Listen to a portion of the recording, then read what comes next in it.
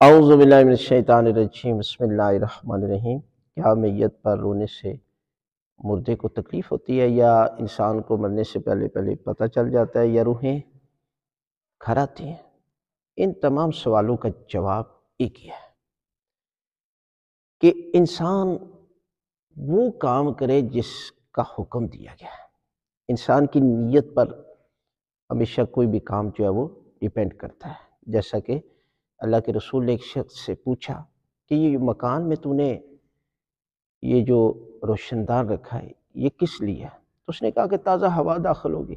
اللہ کے رسول نے فرمایا اگر تیری یہ نیت ہوتی کہ یہاں سے اذان کی آواز آئے گی اور میں اٹھ جاؤں گا اور نماز پڑھوں گا تو یقیناً تازہ ہوا تو پھر بھی داخل ہونی تھی، لیکن تجھے اس کا اجر اور ثواب ملتا۔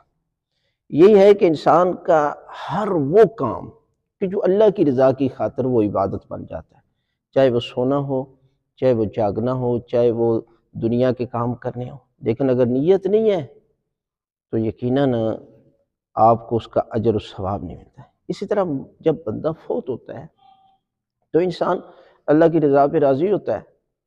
یہ جو انسان جب جدا ہوتا ہے، جانور سے جدا ہوتا ہے تو وہ سارا دن تکلیف میں رہتا ہے۔ آپ نے کسی جانور کے بچے کو جدا کر لینا تو وہ روتا رہتا ہے، یہ فطری ہے انسان کا رونا، لیکن اس کا مطلب یہ نہیں ہے کہ مردے کو عذاب دیا جاتا ہے۔ آپ وہ کام نہ کریں جن سے شریعت سے منع کیا ہے۔ مثلا انسان جو ہے وہ اس طرح اپنے جسم کے ساتھ جو ہے وہ نقصان پہنچانا، یہ منع ہے۔ آنکھوں سے آنسو گریں اور انسان روئے، یہ تو فطرتی چیز ہے۔ اس لیے کہ انسان کا ایک دوسرے سے جدا ہونا، یہ کوئی وہ لوگ جو کہتے ہیں نا رونا حرام ہے، بدعت ہے، جب ان پر بھی مصیبت آتی ہے نا، تکلیف آتی ہے تو ان کو بھی دیکھے جا کر وہی یہی کام کر رہے ہوتے ہیں۔ لہٰذا کہنا اور چیز ہے، عمل کرنا اور چیز ہے۔